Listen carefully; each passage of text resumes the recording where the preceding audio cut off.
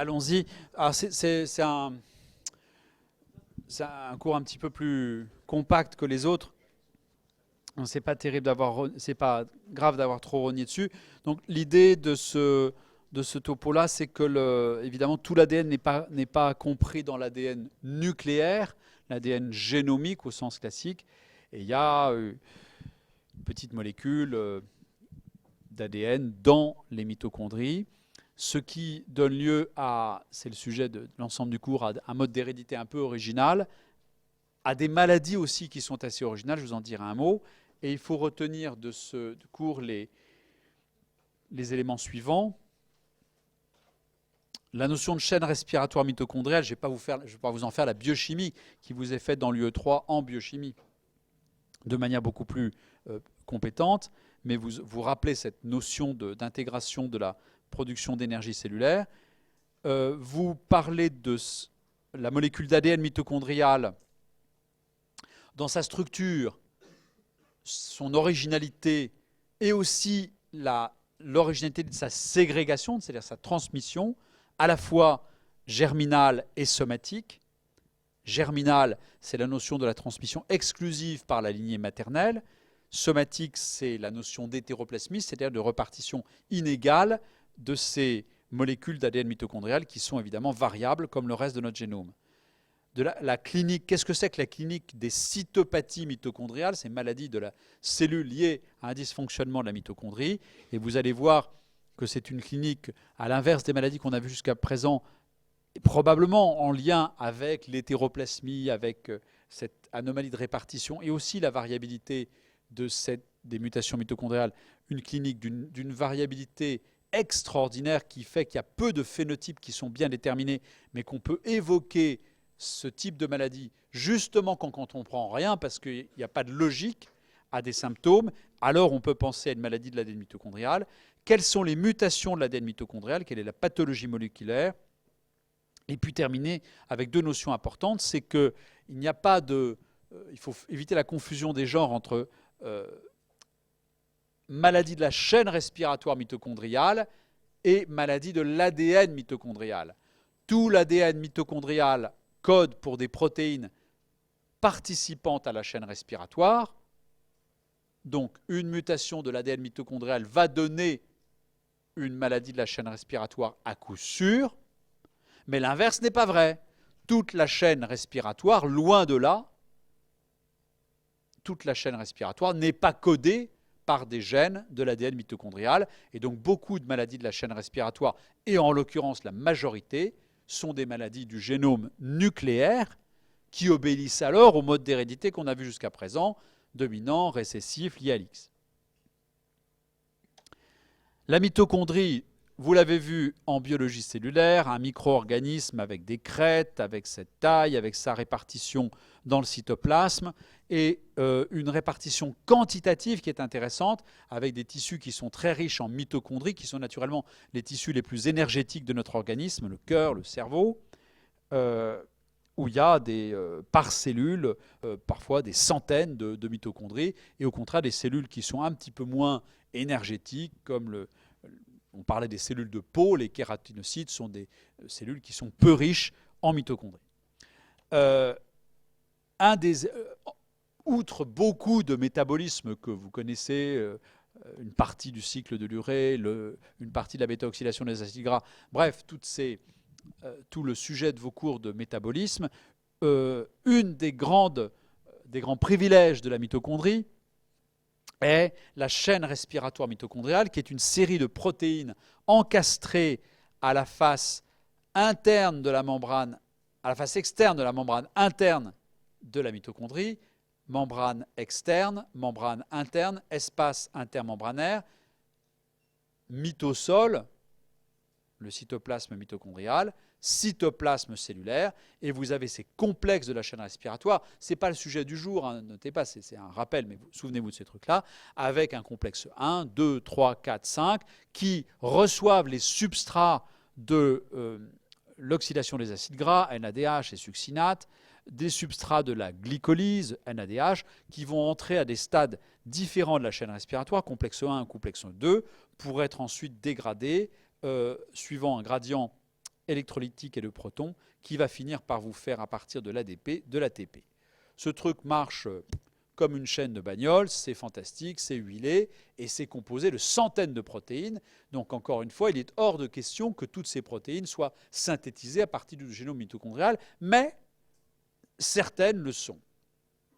Et vous avez donc un système de double origine de l'ADN, de la chaîne respiratoire, origine majoritairement nucléaire par le système classique, transcription, traduction, importation mitochondriale, et il y a un certain nombre de protéines qui sont équipées d'un signal d'adressage mitochondrial en aminoterminal, signal d'adressage qui va faire qu'elles vont entrer dans la mitochondrie pour participer à la chaîne respiratoire et notamment à la phosphorylation oxydative qu'elle comporte. Et puis, vous avez la petite molécule d'ADN mitochondrial qui a sa propre transcription, sa propre traduction, ses propres ARN de transfert, ses propres ARN messagers, et qui va aboutir à la synthèse d'une poignée de protéines participant toutes à la chaîne respiratoire.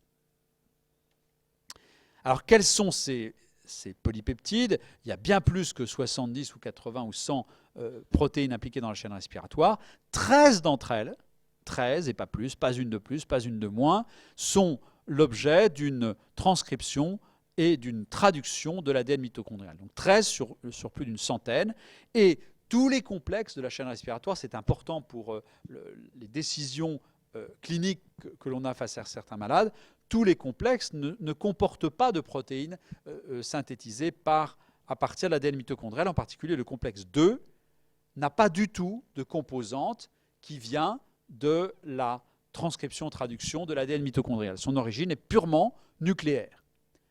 Évidemment, la déduction que vous avez, c'est si vous avez un malade, un enfant qui a une encéphalopathie métabolique avec épilepsie et qui a une maladie du complexe 2 de la chaîne respiratoire, qui a un déficit mesuré dans le muscle du complexe 2 de la chaîne respiratoire, par définition, ça ne peut pas être une maladie de l'ADN mitochondrial, si ce déficit est isolé. En revanche, si vous avez un déficit du complexe 1 ici, la COX, un déficit de la TPase, là vous avez la possibilité théorique, ce n'est pas le plus probable, mais la possibilité théorique que ce soit une maladie de l'ADN mitochondrial. Donc voilà à peu près les répartitions de gènes nucléaires et de gènes mitochondriaux pour constituer la chaîne respiratoire. L'ADN mitochondrial, sa structure est originale, vous le savez, c'est une petite molécule de un petit peu plus de 16 kilobases. C'est déjà ça, son originalité, c'est un tout petit génome, le génome mitochondrial, 16 kilobases. À l'instant, on vient de parler de gènes qui font 2 mégabases ou 200 kilobases. Donc on a 30 fois le génome mitochondrial dans le gène de la neurofibromatose, par exemple. Donc c'est une toute petite molécule. Deuxièmement, elle est circulaire. Elle ressemble à quoi? Un plasmide. C'est un plasmide. Évolutivement, c'est probablement un plasmide bactérien qui a fait que, trimballant quelques gènes de résistance à telle ou telle agression de stress métabolique, ce plasmide a pu donner une cellule qui est devenue plus tard une cellule eucaryote. Et donc l'équipement mitochondrial vient probablement de la dérivation évolutive d'un plasmide de cette taille-là, circulaire, qui comprend des gènes codant pour des protéines, avec une particularité, c'est que ces gènes n'ont pas d'intron, sont des gènes d'un seul tenant. Ils sont non seulement d'un seul tenant, mais ils sont transcrits et présents donc sur les 2 brins de cet ADN circulaire, majoritairement sur un brin qu'on appelle le brin lourd, H pour heavy strand, avec 12 des gènes codant pour des protéines de la chaîne respiratoire, et un brin léger, L pour light, avec un seul gène, qui est la ND6, ici. Et puis vous avez tout un autre équipement génétique, vous avez l'espèce de trousse de secours de la transcription-traduction, tout est là, l'origine de la transcription, et la transcription de l'ADN mitochondrial se fait en un seul tenant, Il y a un seul grand ARN, on appelle ça un ARN polycistronique. Ça fait appel aux vieilles notions de Jacob, Monod et Wolf et de leur prix Nobel sur la co-régulation par un même promoteur d'un ensemble de segments génétiques codant pour des protéines différentes, un ADN polycistronique qui sera traduit avec un équipement propre de la mitochondrie, puisque la mitochondrie l'ADN mitochondrial a ses ARN ribosomiques, rRNA, je ne sais pas où ils sont. Ben, ils ne sont peut-être pas mis. Et les ARN de transfert qui vont vous servir à la traduction appropriée de ce grand ARN messager mitochondrial. Donc il y a vraiment des originalités intéressantes dans ce génome, extrêmement compact, petit, circulaire, sans intron, transcrit dans les deux sens, mais par un seul, ou plus exactement une paire de grands ARN qui vont partir dans ce sens-là ou dans ce sens-là, à partir des origines de réplication, de transcription. Et du point de vue taille, si l'on représente le génome nucléaire, vous vous souvenez de ce qu'on avait fait avec l'exome, le génome intergénique, le génome répétitif, etc. Voici la taille proportionnelle, cette espèce de petite pastille ridicule qui ne fait même pas un petit point d'1%, c'est le génome nucléaire. Et regardez la compacité complètement différente du génome mitochondrial, où il n'y a pas d'intron, où il y a quelques éléments très conservés non codants, qui sont le promoteur, par exemple, et où il y a une toute petite partie de non conservés.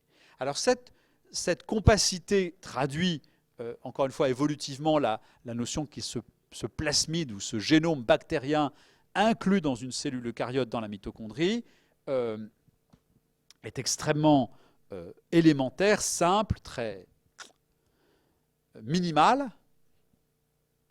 Ça ne veut pas dire qu'il n'est pas variable. Et il y a des polymorphismes de l'ADN mitochondrial qui sont parfaitement répertoriés, qui sont d'ailleurs très utiles en génétique des populations ou génétique évolutive. Pourquoi ? Pourquoi est-ce qu'on utilise le marqueur mitochondrial plus qu'un autre en génétique des populations ? Il est très conservé, c'est une bonne réponse, mais il a une propriété particulière. Il te trace qui ? La mère. Donc, c'est une trace exclusive maternelle. Et si vous utilisez d'un côté le chromosome Y dans une population et de l'autre côté l'ADN mitochondrial, vous avez finalement le traçage de la ségrégation des ancêtres de cette population, des ancêtres masculins et féminins. Et au fond, on pourrait remonter à l'ADN d'Adam et Ève, bien connu, par l'ADN mitochondrial d'un côté, vers Ève, et par le chromosome Y, vers Adam. Donc, vers Adam, oui, c'est... Ouais, mauvaise blague. Non, mais ça prouve au moins que c'est vrai, ce truc. Bon, allez. Alors, en plus d'être compact, sans intron, transcrit d'un seul tenant, avec les deux brins qui marchent, il y a du chevauchement. Il y a aussi, c'est tellement compact que la place est prise par deux gènes. Et vous voyez que vous avez un gène qui code ici pour une protéine de la TPase, du complexe 5, la TPase 8 ici, qui va commencer par une méthionine en position 8366, un codon méthionine, puis vous arrivez ici, vous continuez, et un codon stop, qui est le codon de la fin de l'exon unique de la TPase 8. Et puis ici, vous avez le démarrage d'un autre codon méthionine qui n'est pas dans la même phase de lecture, vous voyez, il est dans une autre phase de lecture, et c'est le démarrage de la TPase 6.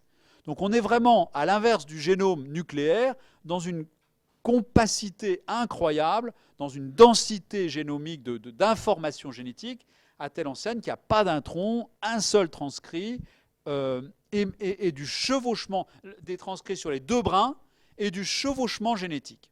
Et ça, c'est intéressant parce que ça veut dire quoi ? Ça veut dire qu'une mutation de cette région-là, elle va vous donner un déficit multiple. de 2 protéines.